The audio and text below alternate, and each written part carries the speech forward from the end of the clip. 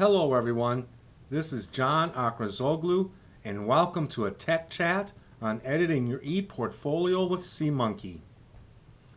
By now, you should have downloaded your templates from the ePortfolio resources site. You will also need to download SeaMonkey to your computer.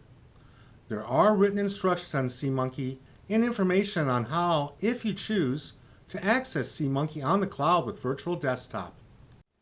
Every time you start using SeaMonkey, make sure everything you'll be using in your ePortfolio, pictures, documents, PDFs, and other artifacts are saved in your web folder. If you created an artifacts folder inside the web folder, make sure you save your work in it. Your ePortfolio is made of web pages and SeaMonkey is a web editor. It lets you create, compose, and modify web pages much like using a word processor such as Microsoft Word.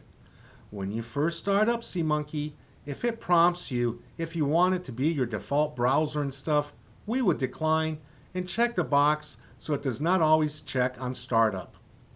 Also, if you started SeaMonkey and it did not open in Composer, the web editing tool, that is, you do not see the icons New, Open, Save, or Publish, choose Window, Composer to go to the Composer web editing tool. You can have Composer automatically always come up first by changing the settings under Edit, Preferences, and Appearance. There are 3 pages that make up your ePortfolio: Index, Standards, and Experiences.htm. Probably the first page you want to open using File, Open File is Index.htm. It is your home page, the first page that will be displayed. Again, make sure everything is in your web folder before you start using SeaMonkey.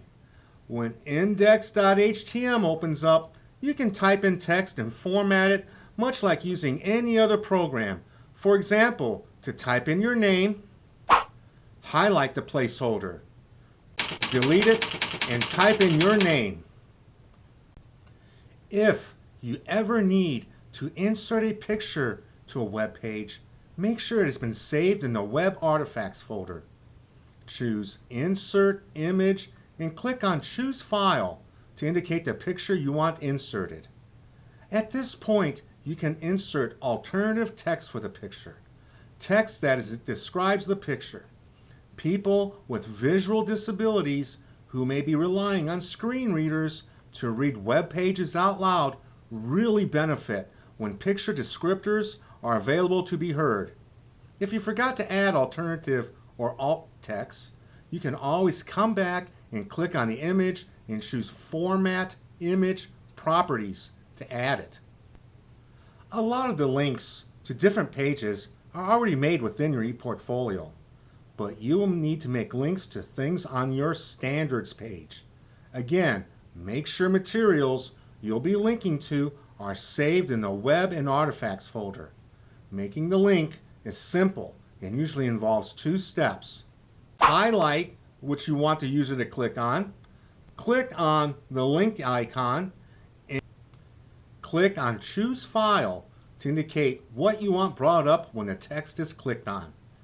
If you are ever pasting in an address to a web page location, like a YouTube video or something on the internet, make sure you include the http:// type stuff in the URL.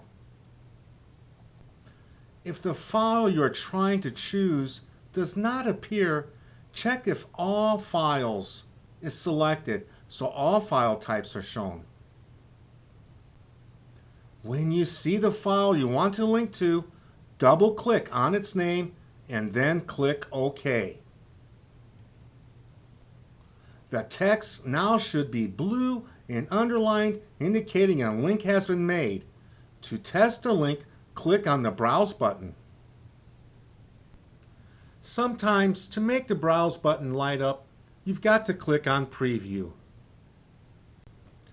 After clicking on the link text, your artifact should appear in the browser window. Close the browser window to return to Composer. We hope you enjoyed this presentation. Written instructions on using SeaMonkey can also be found on the resources site. Please let us know of any comments or questions you may have. We depend on you to help improve the quality of everyone's learning experience. Thank you, John Akrazoglu.